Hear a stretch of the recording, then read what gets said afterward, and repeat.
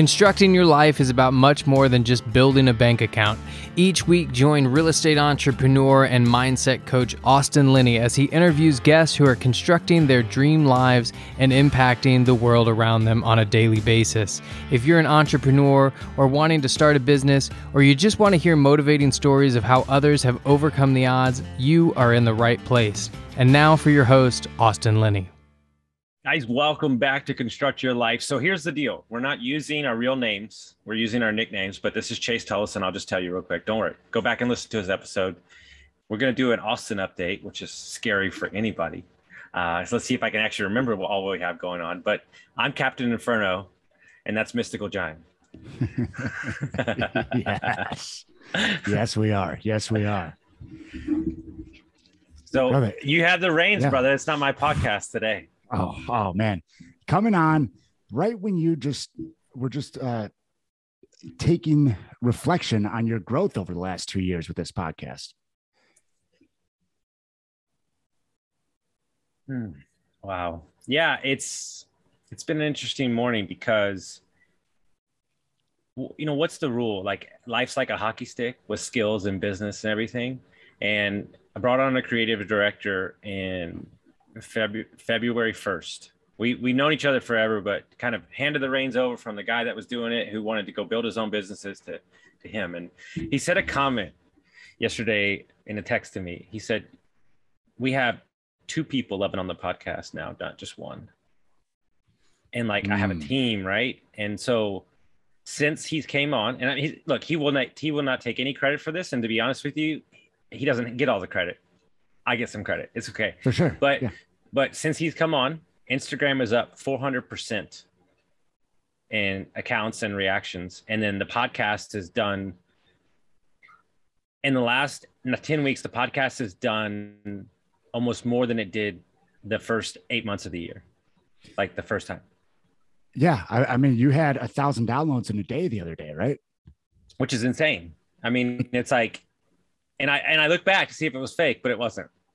Well, and to talk about hockey stick, the overnight successes, right? The overnight is just that hockey stick that people see. They don't see how my fiance worded it the other day. So important. She said, you were ignoring your greatness. And so the dam of success was held up until you cleared your karmic cycle and made peace with yourself. And now you're reaping the rewards. Well, and let's talk about that. How often as a coach do you see that with clients?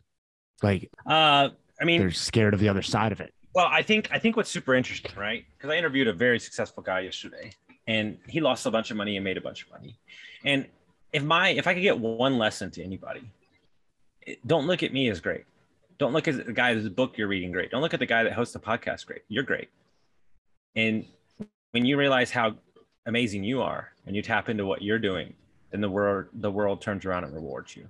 But you also have to get out of your own way. Yeah, yes. Get out of your own way and be your own way. Yeah.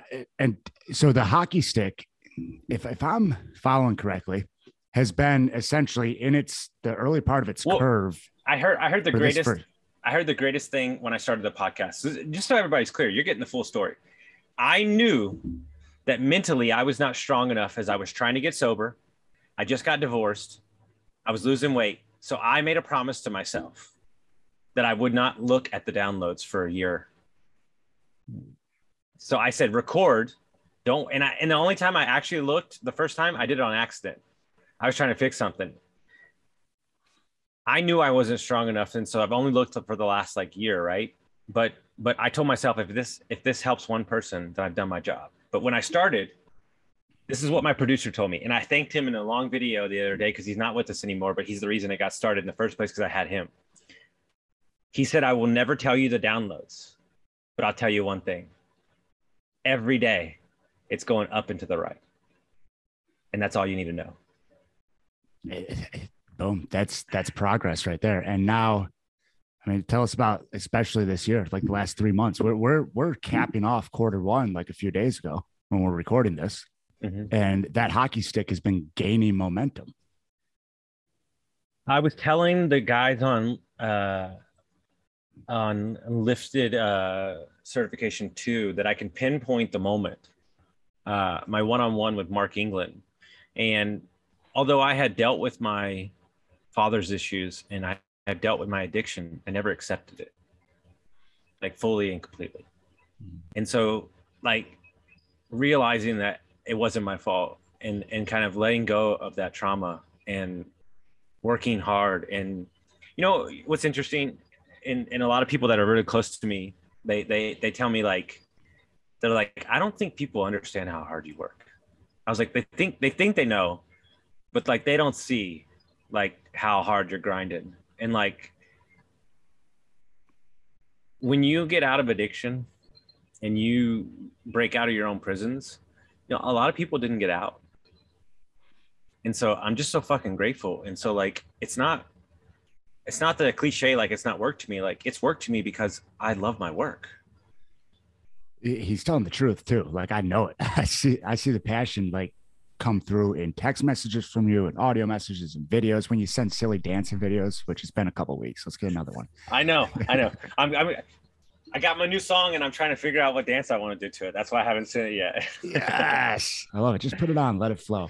Yeah. And if I may reflect on that, when I first met you, you were like, you're like, yeah, when I introduce myself to people, I'll say Austin Linney, alcoholic, addict. How's, you'd say you, and I haven't heard you say that. Wow. Wow, dude.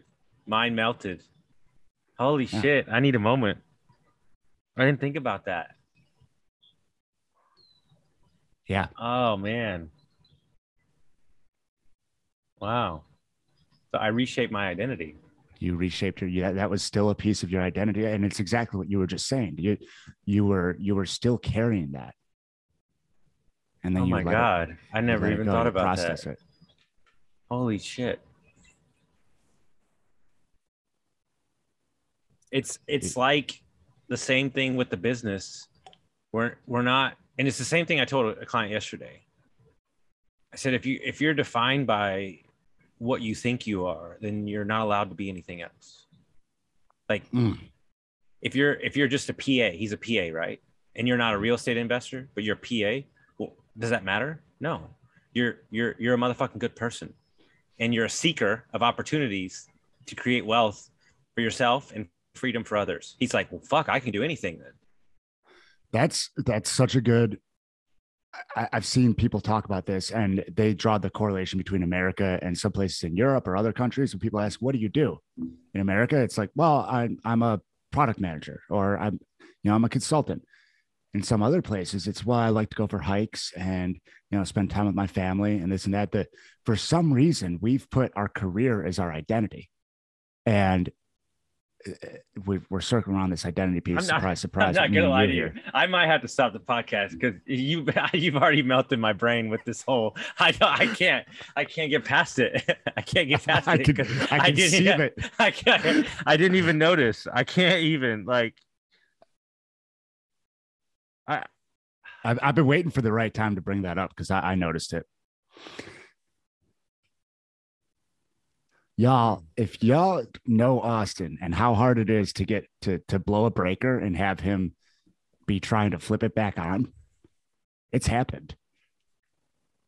And this is like, man, that's like 1,000-watt light bulb moment. Yeah. What's going through your head, brother? Peace. Ooh, talk about mindset changes, huh? It doesn't feel like a fight anymore. It feels destined. It feels certain. It feels knowing. It feels certain. That which will be already is. That, I don't know where that came to me from. It was a meditation last week, and it's certain. Once you align that, and what I'm seeing with you and on the Austin Linney update show, if I may, sir, what I've seen is you dropped that old piece of your identity. You became fully aligned in what you're doing to move forward and what you're doing to help others move forward. And because of that, That's where the hockey stick was fueled.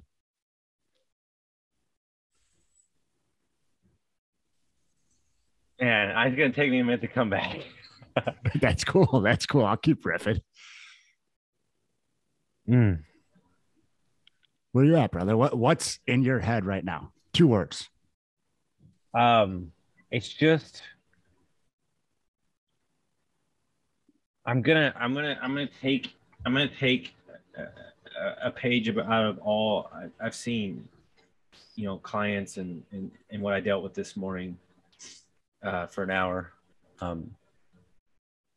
told him, I said, I feel like James Bond. I feel like people don't know how close the world was blowing up, and I saved like 40 people's jobs because I was available. And I think if you look at people on the whole, and you could talk about self-love, and you could talk about all those things. You could talk about identity and all that shit. I think it really boils down to one little thing. They're tired. Ooh. They're tired. They're tired of not feeling seen. They're tired of not feeling heard. They're tired of being judged. They're tired of not living their dreams. They're tired of feeling insignificant. All of that right there, dude. I've had multiple clients that we get through a story and I want to feel seen is what comes out of it. I mean, and as a coach, the greatest gift we can give to them is let them be seen. Let them see themselves first, right? Yeah. Mm-hmm. And the only way that you do that is to reassociate your identity with things that are for you and not outside of you. And I've said it a million times, people don't get it. You're being inconsistent is not going to get you anywhere, but being consistent is like a fucking buzzsaw through any external forces that don't exist. Like what you dealt with recently with your brother, what my client dealt with this morning. And I said, hey man, hey, you're allowed to be angry, but what you're not allowed to be is make an angry decision. Ooh, that's like, put that on a freaking Pinterest quote, man. That's you're allowed to be angry. What you're not allowed to do is make an angry decision. So we put a moratorium. We put all day long. Yeah. There's 7 instances this week I could have made one. That would have cost me a lot of money. But here's the deal. I put a moratorium on big decisions. 48 hours. You're not allowed to make a big decision and you have to breathe. And he was like, are you an angel from God? He's like, the birds are chirping in the background. He's like, did you create this scene? I said, no, I'm just in it with you.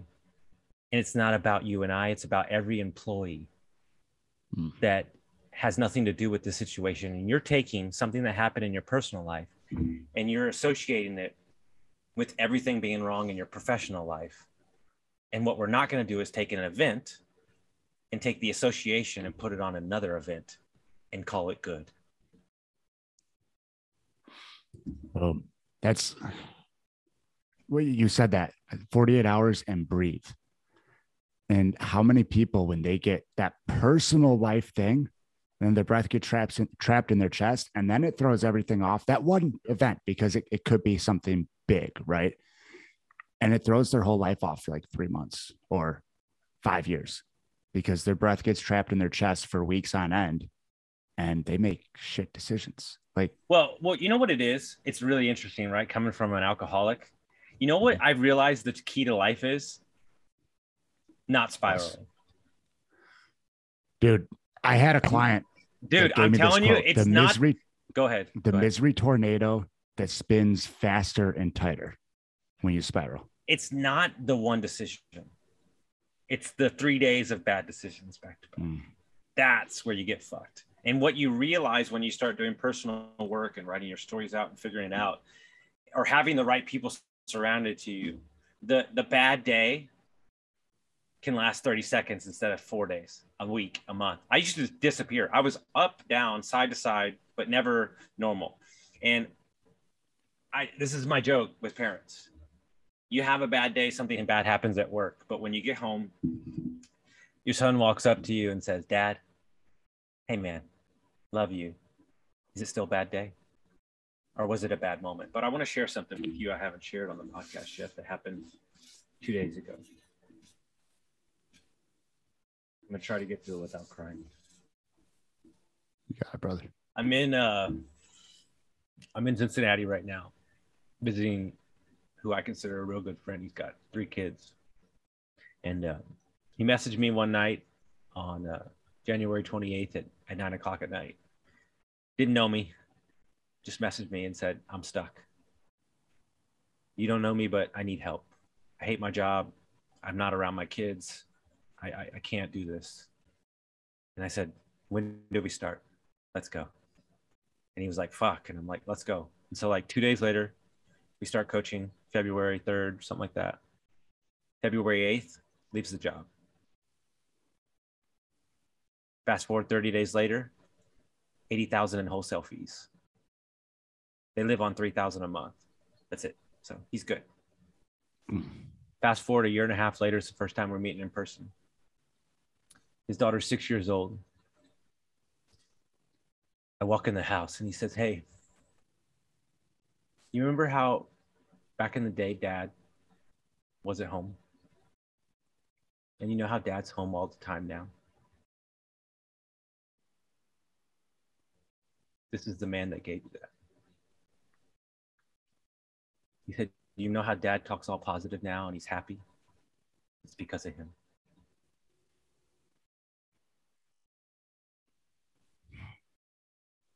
How does that make you feel, brother? What people, and I say this all the time off candidly, and people don't like listen. They don't really listen. It's not about the money. And when you find something that lives inside your soul, you know you'll never stop. And what people don't get is this business of entrepreneurship. It is exhausting, thankless, a fucking roller coaster ride. But in my downtime, when I have my moments, those are the moments that I hold on to. You know what I do? It's really interesting. People, I haven't shared this before either. When I'm traveling and you get to that moment where it's like a beautiful spot or a beautiful sunrise, or like you're hiking the mountain and you see the view for the first time, I hold on to it for a minute and I let it register. Because when I'm grinding 16 hours, those are the moments I pull up and go, this is why you're doing it. For another one of these. Giving yourself the reason and storing it in your memory bank. Mm-hmm. That's good. That's great. And so powerful, because people get stuck in that. Well, why am I doing this? Why go 16 hours? For me, why get on Facebook groups and try and help people and then have other people just be trolls and try and tear it down and put energy into that, all those things. Why continue grinding if it seems thankless in the moment? And then that story that you just laid out, like, dude, that's impact is what that is. That is high level, world-class impact. He's got 15 employees now and they're building. And it's all those, you know, what's interesting? I was talking to, who was I talking to? Oh yeah, I was talking to the guy that works for Google yesterday, the thing. And he said, you know what's interesting? He goes, I was young. I went out to tech, He's like, I'm smart. He's like, dude, you got Google money. You're working with VPs. He's like, we got all the money in the world. We do whatever the fuck we want. And he said, for like 2 years, he's like, I just fucking grind. He's like, I grind and I kind of got burnt out. He's got like 3 kids. He said, then I went on a hike. And I started running the numbers of like everywhere where we buy. And he goes, I did the numbers of like how many jobs we provide. Like 60 in Ohio alone. And he was like, it's kids I'm feeding, not buying houses.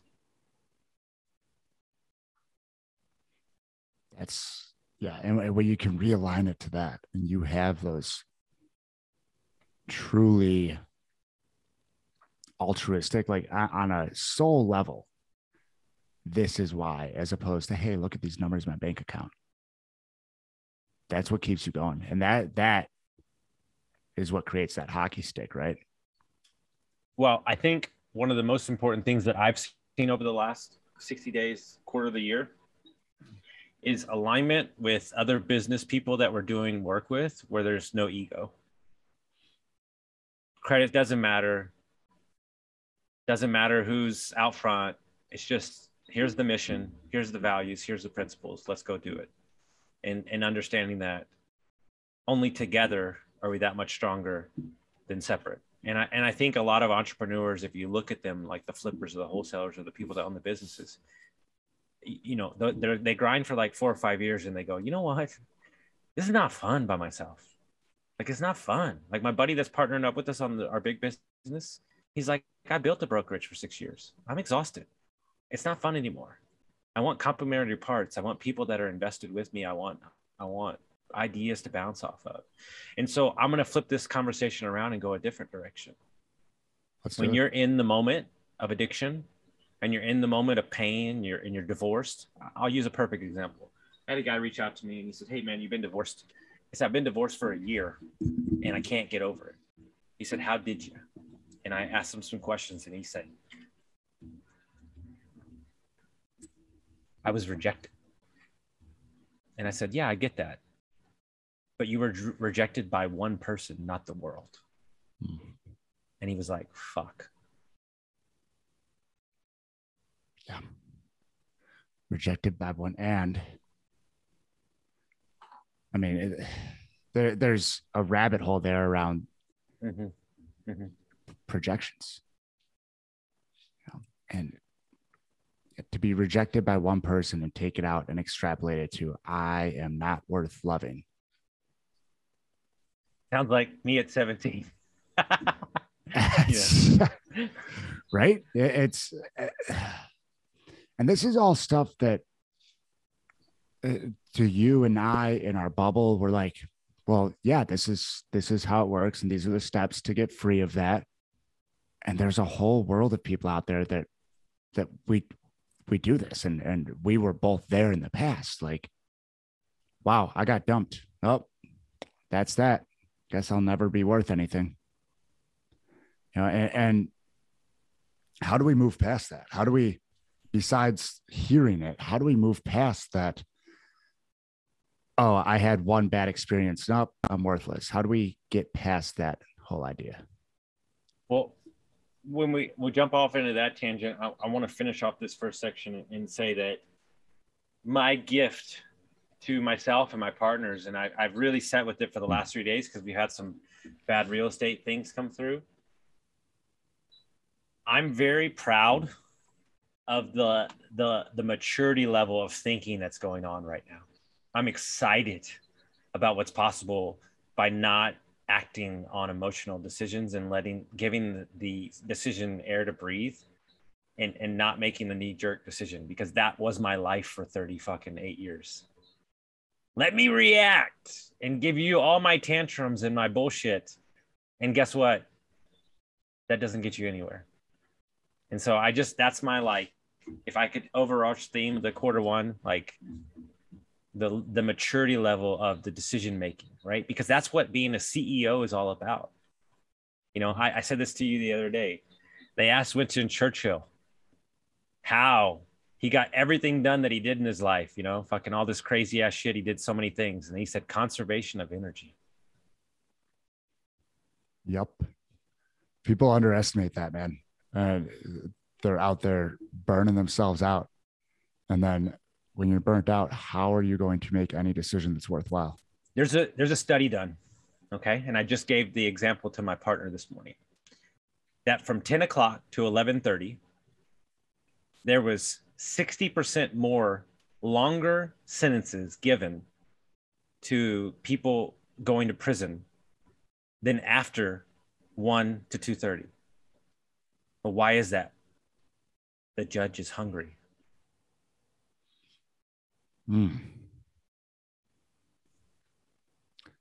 Man, if I ever get in trouble, I'm going to bring some food to court.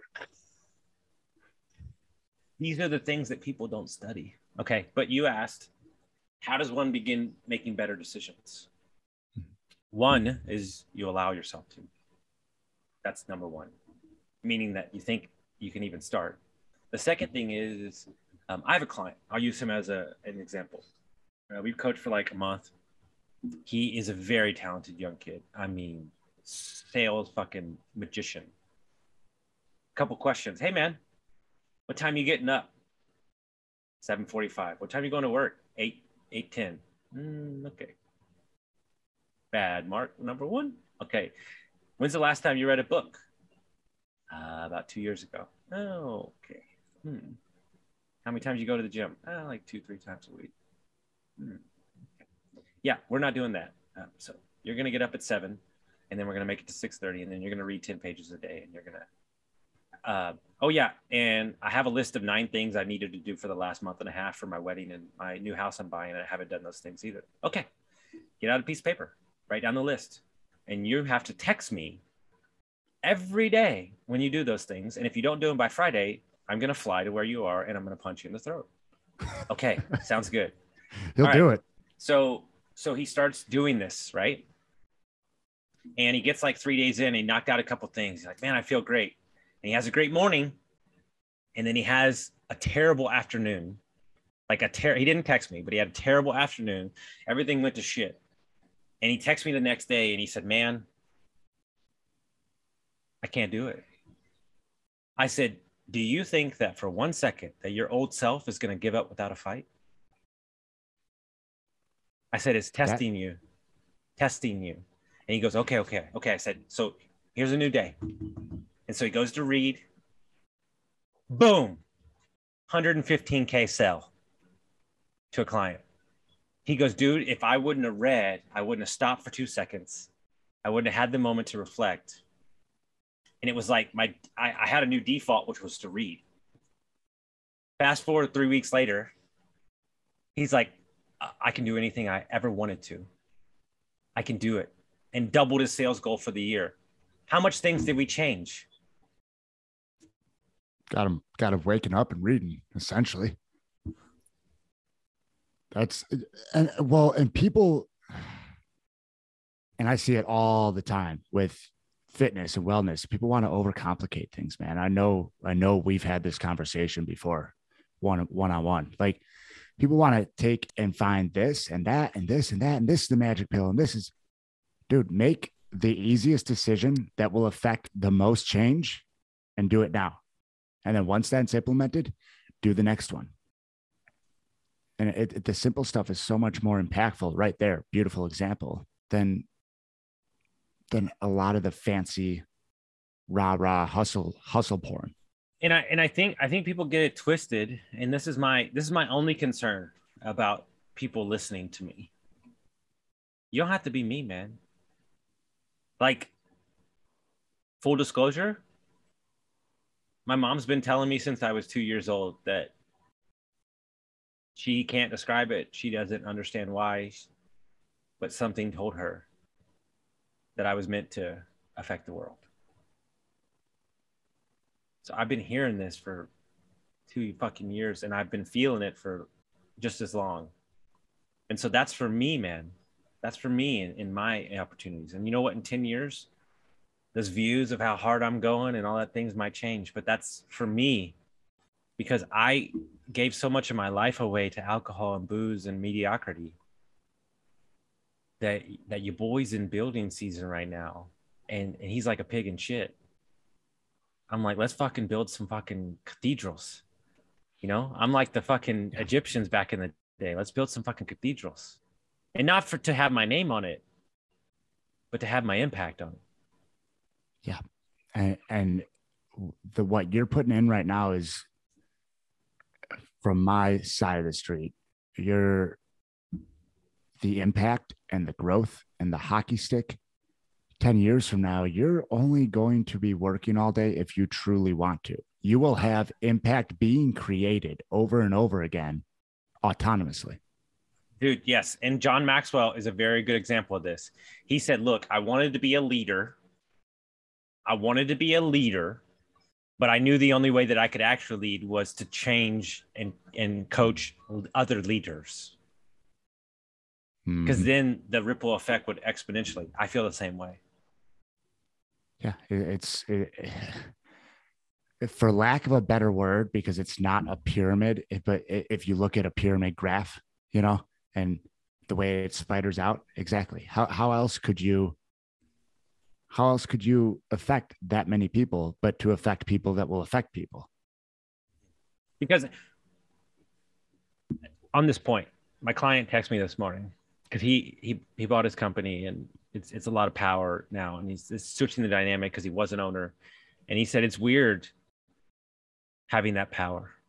He said part of owning it, I guess, I need to remind myself that I can put it all down at will, and I'm not obligated. I get to choose this. Immense power in that. So hear me out. There's a moment that happens. You're associated with this, and then you slam it up against you and say, well, this means that I can't step into this over here because this is what's going to happen. And you're almost, what's really happening, if I dissect that whole conversation this morning, it's not has anything to do with what happened. It's that he's scared shitless to step into the greatness that's in front of him. Wow, dude, that's crazy. It's cognitive dissonance. People are so used to what they know, and people think about cognitive dissonance and opinions and looking for what you want to see in the world, and it's also everything we've just talked about, your identity. And you said it, your old self is not going to give up without a fight. So no matter how bad you think you want it, there is a part of you that wants to stay exactly where you are. I told everybody, the drug that exists is not alcohol and booze. It's comfort. Well, and is that comfort seated in some of the victim mentality? Of course. It's it, maybe. Well, oh gosh, look what happened to me. Yep, dude, it's as addictive as crack cocaine. Welcome to my fucking world. You want to hear some of these people's stories? Your fucking mind will melt. What shit's happened to them, dude? I have a friend who fucking got picked up in Europe and fucking sex trafficked it and fucking found a piece of glass and stuck the guy in the fucking neck and ran out and got in a cab. And like, this is a whole thing. She goes on the podcast. And she goes, you know what? Oh, she also had cancer twice. And she's like, oh, you know what? Great. Sounds good. I learned a lot. Now I can go help women that have gone through the same thing. Like, you have an option to frame your power, the situation, the story, all these things, right? And so here it is. Client comes on. By the way, this was me. Like, I have more love for my coach than anything. You know, I call it machine gun bullshit. You know, just blah, blah, blah, blah. Yep. And like, my clients are like, "What? This happened. And I'm like, oh, hold on. Breathe. Let's write it down. And so, like, okay, put the titles down. And then, like, he writes the last title in, and he goes, so it's like, something about work, something about his kids, and then as he's writing, he goes, I'm scared to overcome my roadblocks. And he's like, wow, I don't know where that came from.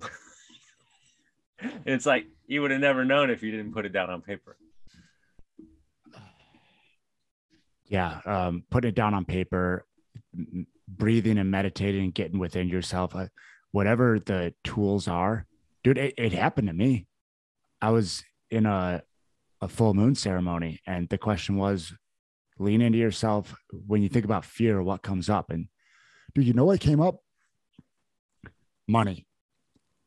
And it wasn't the lack of it. It was, how does the paradigm shift when I start out earning my wife and I get to retire her? So that's, dude, I'm so glad you brought me on. Because this is next level. Yeah, it is. I'm sitting here thinking, like, I'm going to send this to like 20 people in just a minute when we get done. Let's go, dude. Yeah, I'm a guest host and it's your show, is there anything else you wanna jam on? You feel like you need to update the people on No. the Austin Update Show? I'm good. I think I'm gonna go on a little rant for a minute. I'm gonna let the big magic take it away and just kind of flow where it goes and see what kind of comes out the other side.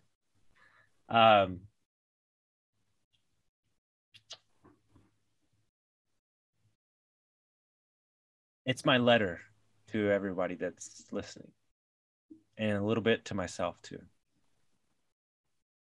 The greatness that you seek, the life that you want to lead, is not rooted in what you need to achieve or not what you need to make happen. It's who you are in your core that's there, and you can access it whether or not you choose to or not. I don't need you to, but what I need you to do is be the shepherd for your family. And I had a long talk with a client yesterday who's not doing what I asked him to for a long time now, and he knows it. And he talks a big game. And I said, yeah, it's bullshit. I said, does your audio match your video? You're sitting here telling me that you're the stunner for your family. You're the guy that's going to change it for your parents and your dad and all this shit. But are you actually being the shepherd of goodwill and values and morals? And no, you're making excuses because you made a little fucking money and you're feeling yourself a little bit, and you're going to get fucking whacked in the fucking face, because it doesn't matter how much money you make. It doesn't matter what you do. It doesn't matter any of those things. What it matters is this: how do people feel when you leave the room? That's the question. And I know that when I leave a room, everybody feels better. And so if that's not you, then that's all I care about. To be honest with you, success right there, if I could define, you know what, moving forward, I'm going to redefine anybody's time somebody asks me on a podcast what success is. When you leave a room, do people feel better? That's my new answer. Love it. That's good. I like that a lot. Well, think about that. It removes attachment to an outcome. It allows you to be yourself. And then it opens the door for opportunities. It's kind of a fucking silver bullet. And to achieve that, like true character comes from alignment with your own self. And if you achieve that, you will most likely leave people feeling good when you walk out of a room. And yeah, that's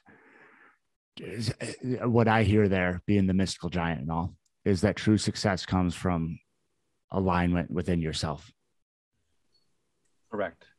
I'd like to revisit how you destroyed me 10 minutes into this podcast, and I still haven't got it out of my brain.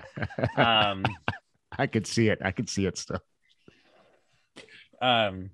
And now we got to talk about NFTs next, but that's a whole other can of worms. We'll I can get on that topic easy, but guys, y'all know me as somebody who's driven. You know me as somebody who goes after it. You know me as somebody who starts businesses, coaches people, and all that stuff. But if you really look back at the first 10 minutes of the podcast, you know, Chase did something that I do with a lot of people, that why I have so much pride and love for him, is he knew that you knew the answer to that, what you said to me, and you've probably been sitting on it for a couple weeks. And what you did is you waited in the moment for the greatest impact, and you didn't get over exuberant to share something with me because you needed it to actually land when I was ready. When I didn't see it coming, I got haymakered. And and that right there is the definition of a good coach. Because it's the same in the moment of the story about my friend and his daughter. I didn't think anything of it in the moment. I did, I felt a little bit, but not until I shared the story yesterday with somebody else. Right? What's the rule? You retain 20% of what you hear. You retain 40% of what you watch.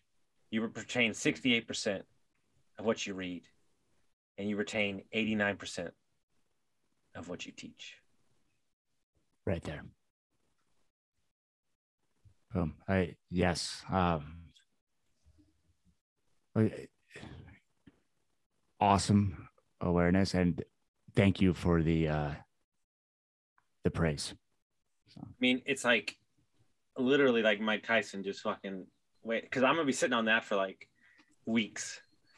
So because if you pull it apart, it literally has left my vocabulary. And for anybody out there that's struggling with addiction or in recovery, it's like, I've said it a million times, so I should have been the poster child for it.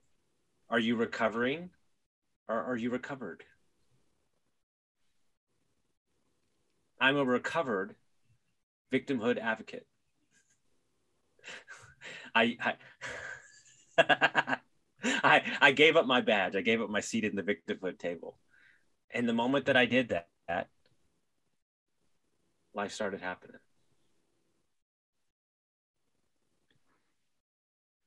Yes. And I've been sitting on that I've been sitting on that since before you made that shift, brother.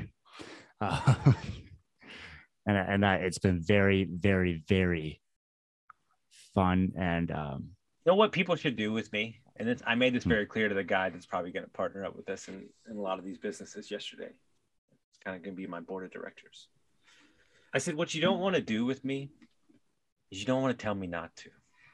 You don't want to put handcuffs on me. Don't put me in a cage, because I'll just fight you. But what you can let me do is you can let the pony go out to the field. Let him run around for a little bit. Let him get a little dirty. And when he gets back exhausted, you fucking smack him in the face with what you just did. Hi.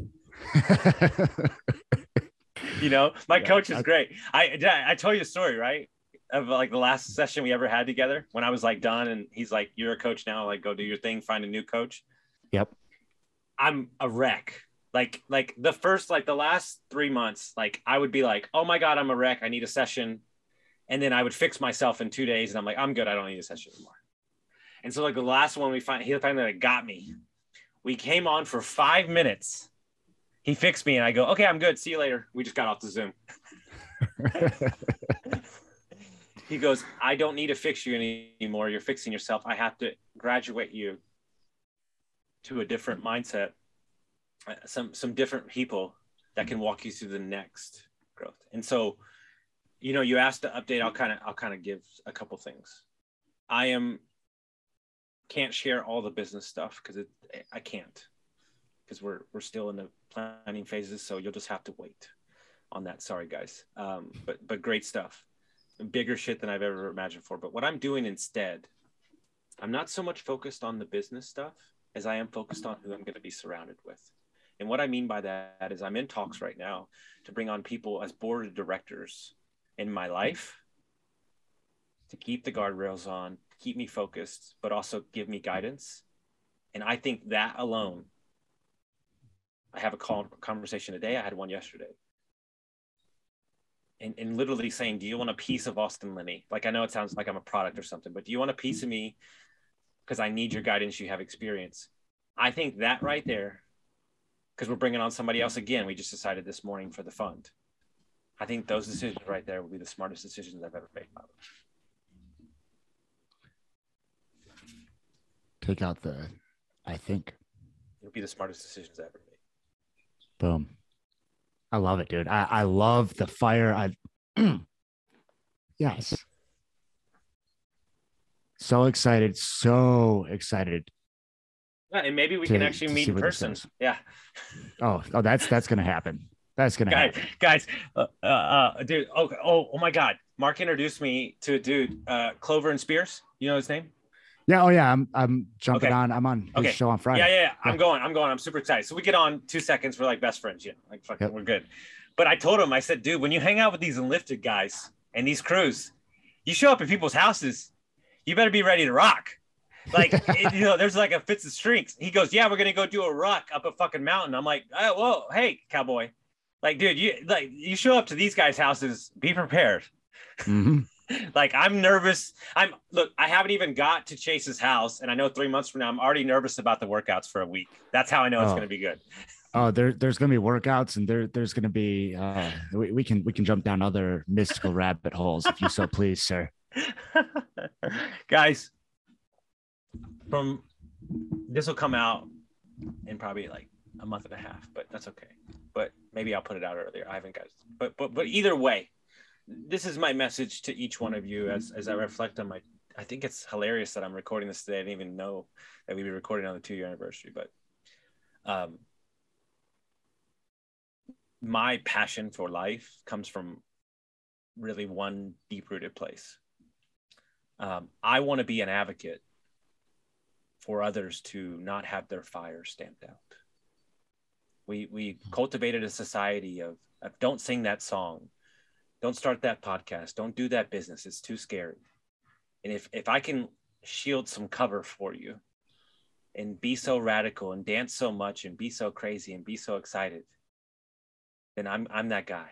And so for each one of you that's taken time out of your day to share the episode, to send it to a friend, to send me a text message, to come on, you know what I do sometimes? I pull up my YouTube and I pull up all the videos and I just stare at it. And I think about all the amazing people that have come on, and I'm gonna leave you with this. It's one of my best friends. I'm gonna leave you with a couple quotes from the podcast that I remember. Remember that big doors swing on small hinges. And remember that you not chasing your dreams and you not going after what you want is easily quantifiable because you can track that. But by going after it, you have no idea what you might gain. And that's what's scary. Yeah. Well said, sir. Well said. All right. I need 10 minutes to regroup before we switch narratives. I appreciate you, my man. If people want to find out about how you and follow you, how would they do that? ChaseTolleson.com, 12-week Primal Man Pathway, up-level everything in your life and based around fitness and lifestyle. And Instagram at Coach_Chase_Tolleson. So, yeah, appreciate you asking. I love it. Guys, if you like this episode, send it to a friend. We'll see you next time.